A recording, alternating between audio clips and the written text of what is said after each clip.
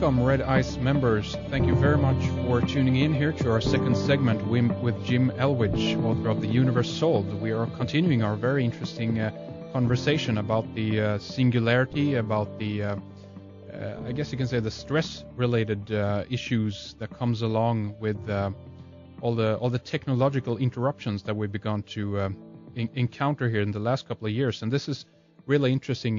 Jim, we were just talking about here in the last segment here about basically the quality of the work. I guess that is something that gradually kind of is diminishing with the fact that we're becoming more and more shattered in our even in our thinking process. We're not either focusing enough on one thing at a time because we're all over the place. And as you described to me, Jim, this meeting basically where you have 12 people that are sitting around, but everyone is everywhere else. They're texting on their cell phone, they're answering emails or what have you. And as you mentioned, this is really interesting because that then might actually lead to the gradual slowing down of the progress, if you will, of where we're going with all of this. This might potentially mean that people are so shattered in their thinking process that they can't even focus on one thing at a time, and that would automatically mean that we will not come to this, cusp point of the singularity, or people will work less and less. Do you think that this is a construct, maybe then, of the program itself, that overflood them with the information in that sense, and that will generate that this process of advancement would slowly ease down? What do you think, Jim? Yeah, I think so. I think that's a very real possibility, and it reminds me of. If you've ever played any of the sim games, especially I'm thinking Sim City might be the one where you develop a city. And basically they have some rules in there with sort of feedback mechanisms built in. If you put too much entertainment in your city, then people aren't doing creative work. Or if you create a city that has too much industrial pollution, it won't evolve well. And you have to have a nice balance of cultural enrichment and job opportunities and parks and different areas and things like that. Yes. To develop a healthy city.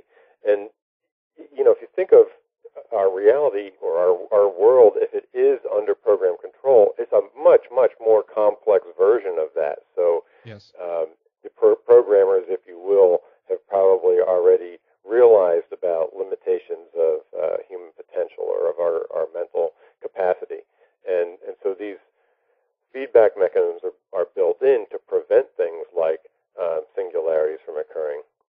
So, I completely agree that that's a very likely scenario. And I do see in industry how people work a lot less effectively than they could or than they used to. Yeah. There's a Zen concept that music is the space between the notes. Yes. You have to have some time to think, and if you don't have time to think, you're not going to come up with the new, the creative ideas and the innovations that really help drive progress. I wonder if this is where the Western world's approach to all of this kind of goes bust, if you know what I mean, and the new innovation might come from somewhere else. I'm thinking about new creative people in India or even China, where there obviously a lot of under stress there as well, of course, as we talked in the break here, a lot of the production, if you will, of the things that we use in the West now are done over there. But yet again, what I'm getting at is that the new ideas, the innovation might come from somewhere else, and we might be subject to to them in the next couple of years. That the power shifts, if you know what I mean. What do you think, Jim? Oh yeah, I think that's definitely a real possibility. I mean, we certainly see a shift, and it's very easy for us, sort of in the U.S. and Europe to, kind of, view a shift when we see jobs being outsourced to Asian countries and to civilizations where they pay lower rates and things like that. Yeah. But at the same time, they're struggling as well, and a lot of those economies, Brazil, for example, and Eastern Europe, China, they're built on being, basically being exporters and being Exactly. exporters to the Western Yes. So when we have a period like we have now, where we're in a bit of a recession, people are spending less, people are buying less, those economies suffer as well, especially if they're not designed to be self-sustaining and they're just, basically built around the idea of exporting to Western. So if that's the case, then they just have to work harder too, and they're probably subject to the same kind of stresses and inabilities to, think clearly as we are if they're getting squeezed to generate more product faster and cheaper. That's absolutely true. It's definitely, it is a global system, whether we want it or not by now, actually. How about, things like biological computers, quantum computers? There is talk, there is developments, there is research going on, something that potentially might totally revolutionize the way that we compute information. There seems to be a lot of problems, though, as always, that they're encountering and things they never thought about. We've heard about these new technologies for quite some time, but I should say I haven't followed it every single step of the research and the developments. But do you see any of those new technologies becoming available or coming online, as I say, at all, or do you think that those also is subject to the same rules, if you will, that we just talked about? Yeah, both, actually. I mean, I think that Moore's Law has a history of reaching, or technologies that follow Moore's Law, they reach certain plateaus at certain points, and then a new technology will take over. And what you're really talking about is sort of like the underlying, the underlying item that you're measuring might be something like, computational cycles per second, or ability to have a high resolution screen or something like that. The underlying technologies can change. So where we used to have bipolar transistors, and then we went to field effect transistors, and we had completely different sort of technology paradigm shifts. Moore's Law just marched ahead, and I think that's what you're talking about with biological computers. We're probably going to reach the limit of the silicon-based constructs at some point due to heat or whatever, and there will have to be something that takes over, and voila, there usually is, because people at research labs are researching the biological computers or nanotech-based paradigms, quantum computing, things like that. So they take over then, and they present a whole different set of problems and solutions. Quantum computing is good for certain things, and it's bad for other things, just like the human brain is really good at assimilating information, but really bad at being exact at calculations in a very fast period of time. Right.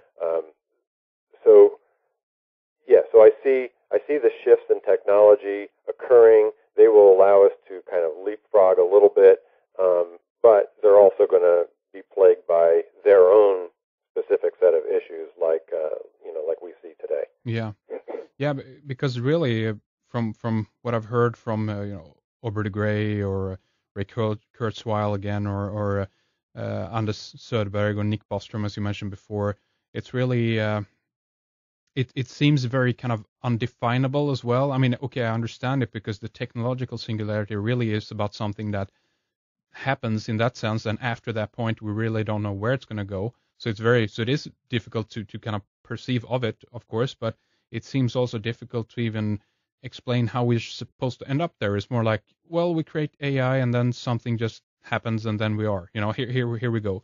But it's I think it will take much more creativity, if you will, from our part, or work from our part in order to understand it. And what I'm seeing potentially is more and more as we talk here today, and things I've been thinking about myself, is that things are often much more complex than we think they are, and we will probably encounter problems along the way, which will tell us a whole lot, not only about ourselves actually, when we try to create an intelligent life, and that will hint at what we are, of course, but these problems along the line that probably will upset quite a few things and problems along the way, and I don't. It's very difficult. I don't see that that's something that's going to just happen tomorrow in that sense, and we're relying too much on just looking at the future. Do you think that there's something kind of tangible that they need to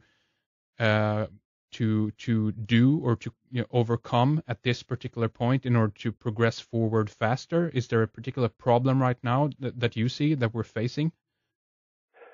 Yes, to quote Yoda from Star Wars, always foggy is the future.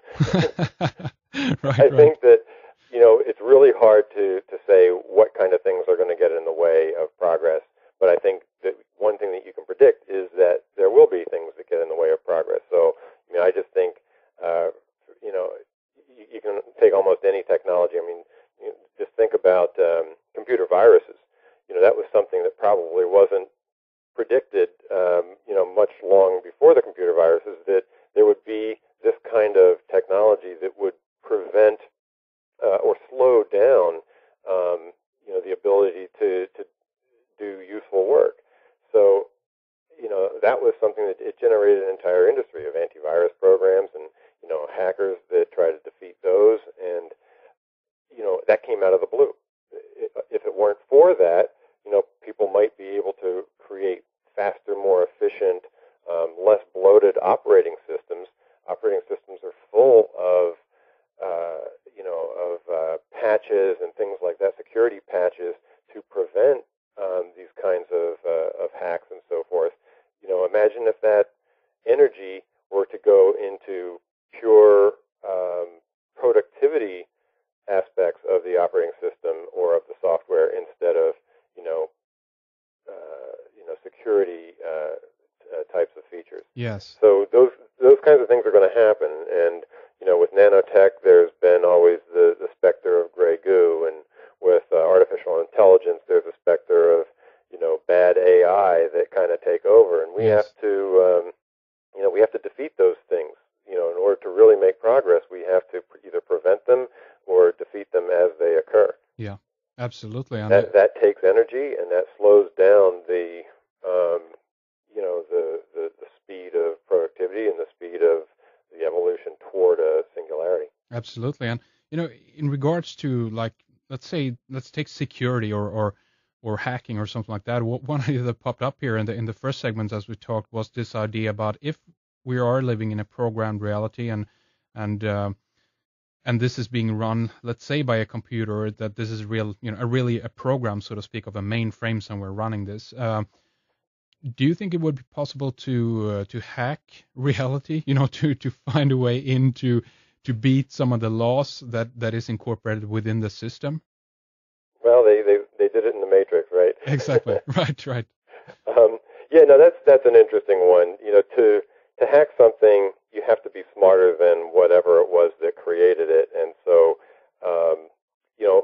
that sort of goes to human nature. The idea of hacking, the idea of defeating something is, it's kind of the malicious intent that might be part of human nature. Is it part of, Division nature or whatever the entity might be that has created the program? If you think in that terms, maybe it's not. So maybe there aren't hacker dangers, or we would have seen them by now. Or maybe, as has been suggested to me in the past, that things like UFO sightings or sort of the metaphysical anomalies that show up in our reality periodically could be due to hackers just getting in and injecting crazy little things that people see and only some people see. And yes. So yeah, maybe it's being hacked. That's really interesting. And yeah, exactly. I think they have this deja vu scene in the Matrix where when they patch something or change something in the code, it happens twice, and people who are perceptive enough can kind of pick up on this and see that something is weird or offbeat, as it were. The question here also regarding, if we talk about reality.